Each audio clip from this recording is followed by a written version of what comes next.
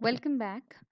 In this video, that is the second part of the revision of chapter Money and Credit, we are going to see the second part.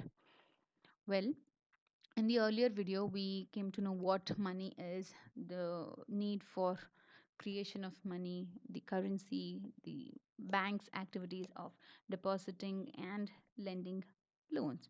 Now, moving further, when we talk about loans, providing loans, we have terms of credit on it.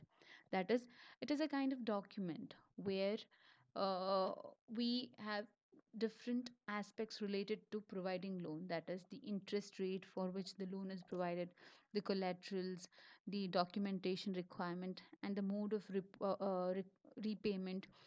All these combinedly is known as the terms of credit. Why I have means as a bank, why I should pay to you, that all kind of the information is recorded over here, and that is known as the terms of credit. Here the rate of interest for which the bank is providing the loan is noted. The collateral means that aspect for which uh, the loan is provided on. That is, for example, if the owner is having a house, he'll keep this house as a security in the bank, and then he'll get the loan. Yes, the best way is, for example, in movies we find the hero goes to some place and he forgets to bring his purse. He'll keep his locket, chain or gold chain over there. He'll go and get the money, he'll pay the money, and then get back the chain. So that becomes the collateral over here. The chain becomes the collateral. And on that basis, he is getting the time period for repaying the cash. And when he pays the cash, he's again getting back his chain. That is the collateral. In the same way, when an asset that the borrower owns, such as the land or building, vehicle, or livestock, is deposited with the bank and uses this as a guarantee to the lender until the loan is repaid, then that thing is known as a collateral. Collateral is something which is kept as security in the bank, and after the repayment, the lender, sorry, the seeker again gets back the item he has kept as the collateral. And the document which has the detail of every aspect of lending the loan with the bank is known as the terms of credit. Moving on further, the sectors of credit in India. There are two sectors mainly, the formal and the informal sectors. Well, the formal sources of loan regulated by the RBI, right? The RBI supervises the functioning of all the formal sources of loan. That is, RBI governs all the banks in India, right? So whatever the loan is provided by these banks is regulated by RBI. And the other form is the informal sources of loan by money lenders or traders, employers, relatives, or friends, right? We borrow money from our friends or relatives, and we pay also. We pay some interest to them also. So that becomes a non an what we can say, informal way, a not very documented way. It's an out of order way where we get loan and we repay also. But here in the formal sources, the RBI monitors every bank, how it keeps the cash balance, how much it is lending, for what rates, and the person who is seeking the loan, if he is eligible to get the loan, will he be able to pay back the loan, what are the collaterals he has kept, what are the um, aspects relating to the terms of credit. The RBI checks everything and later on provides the loan. But here in informal sources of loans, no organization is there to supervise.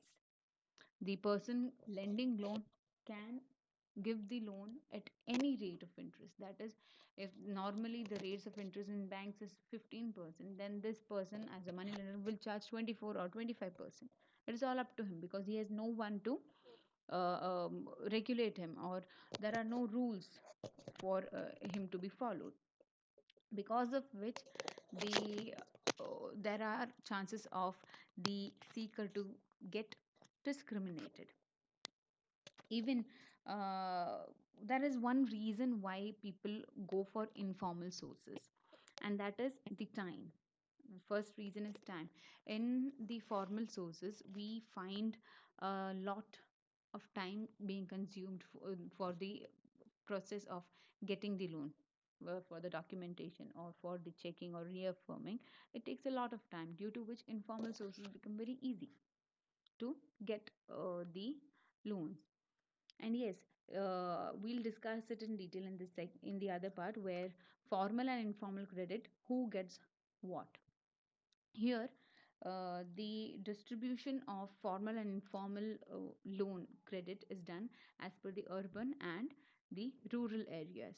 Here, 85 in the urban area, 85% of the poor households, they get their loans from the informal sources, and the 10% who are rich, 10% of informal lending is done by the rich people, and the rich people take 90% of their loans from the formal sources, that is from the banks, and just 10% from the informal ways. But the poor, they are the dependent on the informal sources. 85% of them are dependent on the informal sources. Now, talking about the rural area, half of them are based on the formal sources and the remaining in the informal sources. All these are because poor are normally dependent on informal sources. Reason is they do not own any kind of belongings or assets, because of which they have nothing to keep as in collateral. In banks, you need something to be kept as security or the collateral, which is possible for rich people or the moderate people. They'll keep, at least for the middle class people, they'll keep their vehicle as a collateral. But what about the poor? They they work for daily wages, and these kind of people have nothing to keep as collateral, because of which they are compelled to go to informal sources to get their loans approved.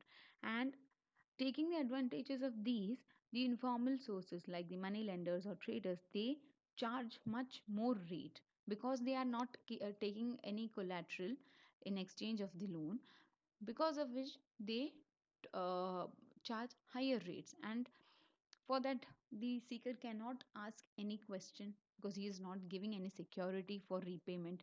And even we see that in banks, after the payment of one loan, repayment of one loan, you get another loan if the amount is really huge.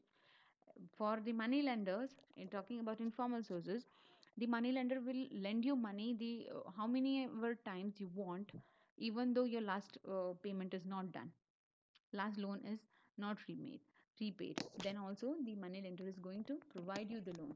These are the reasons why people tend to go to informal sources.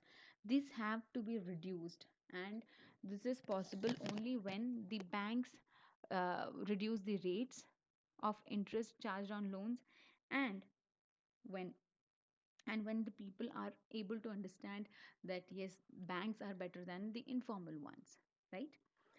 Now, in rural areas, to help poor people, especially the women, there are organizations coming up called the self help groups, where uh, a group of members of 15 to 20 of the same neighborhood are uh, collecting their savings into one institution, and from there, at a very low rate of interest, loans are provided, so that instead of going to some money lender or informal source, they can get money at a very lower rate, and this helps them to save as well as to take loans. These are known as the self-help groups, SHGs.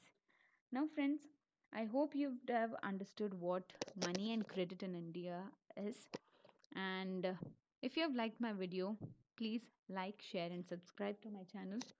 Thank you for watching.